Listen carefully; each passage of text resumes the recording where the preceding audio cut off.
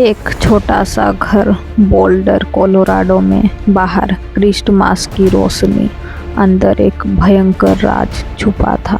6 साल की John Bennett Ramsay, एक ब्यूटी पेजेंट क्वीन जिसका मुस्कान ने दुनिया जीती थी, लेकिन 25 दिसंबर 1996 की रात उसकी जिंदगी का एक खूनी खेल में ख़त्म हो गया। एक रैंसम नोट, एक गररोट, एक गैरेट और एक बेसमेंट जहां पर किसी की मौत इंतजार कर रही थी। आज 2025 में भी यह केस अनसॉल्व है। कातिल आज भी आज़ाद है। आज हम इस खौफनाक कहानी के अंधेरे में उतरेंगे। एक छोटी सी लड़की के कत्ल से लेकर न्याय के लिए आज के नए अपडेट तक बात करेंगे। 6 अगस्त 1990, Atlanta Georgia. John Bennett Patricia Ramsay का जन्म हुआ। एक अमीर परिवार की बेटी। पिता जॉन रामसे एक सक्सेसफुल बिजनेसमैन और मां पेट्सी एक farmer beauty queen. Boulder Colorado का उनका घर एक सपनों का महल था, जहां जॉन बेनेट अपने बड़े भाई बुर्क के साथ खेलती थी। वो चाइल्ड ब्यूटी पेजेंट्स की विनर थी, जिस वजह से वो क्राउन्स, ड्रेसेस और डांसेस उसकी दुनिया थी। लेकिन कुछ लोग कहते हैं कि यहाँ पर बच्चों का एक्सप्लॉयटेशन भी होता था। 25 दिसंबर 1996, क्रिसमस की रात, परिवार पार्टी से घर आया। सब सो गए। सुबह के 5:52 AM पेट्सी ने 911 को कॉल किया।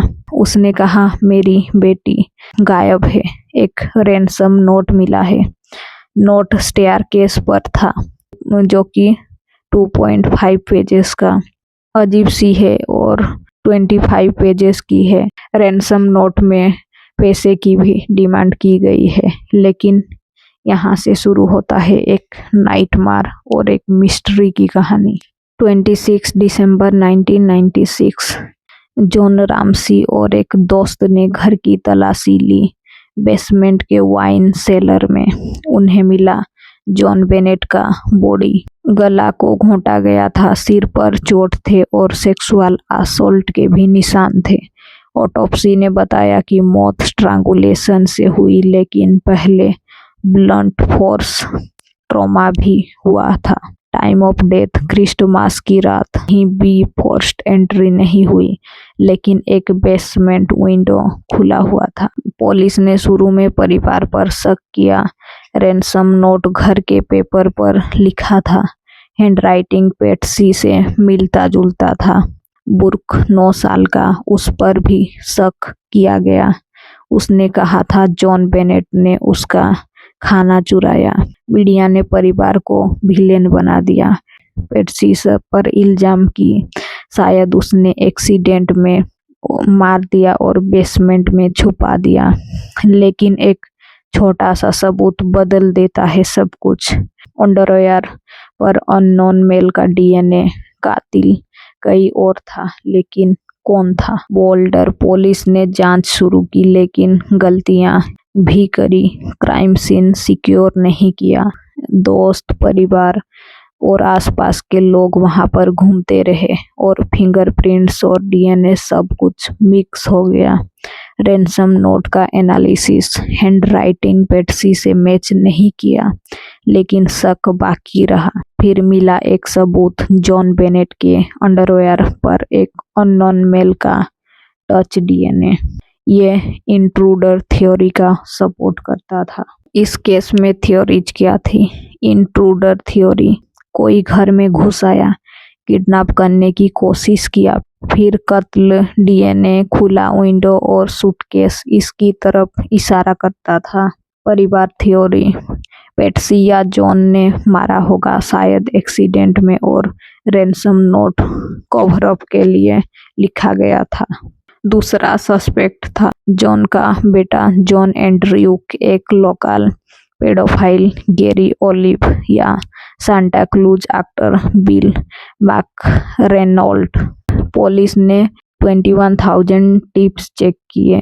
1,000 इंटरव्यूज, लेकिन केस कोल्ड हो गया।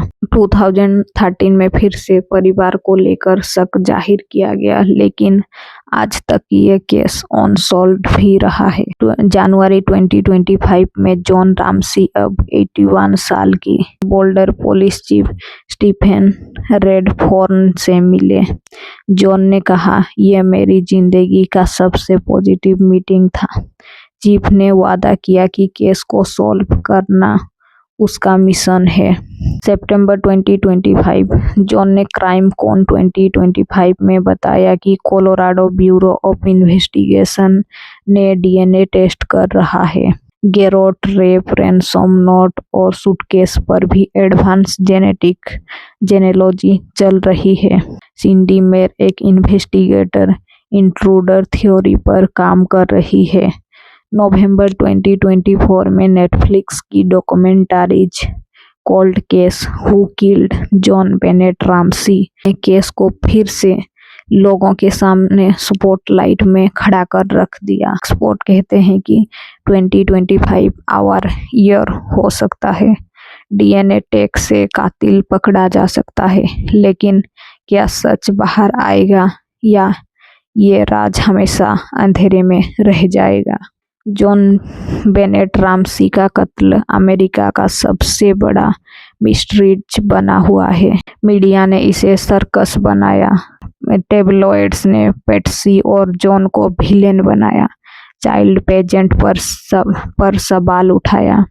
बुक्स जैसे कि perfect murder, perfect town, CBS documentaries और 2024 की नेटफ्लिक्स सीरीज ने दुनिया का ध्यान अपने तरफ खींचा। यह केस बताता है कि पुलिस की एक छोटी सी गलती केस को बर्बाद कर सकती है, और डीएनए टेक कितनी पावरफुल है किसी भी केस को लेकर। जॉन बेनेट के परिवार का दर्द आज भी जिंदा है। पेट्सी की 2006 में कैंसर से मौत हो गई, लेकिन जॉन अभी भी न्याय के लिए लड़ रहे हैं।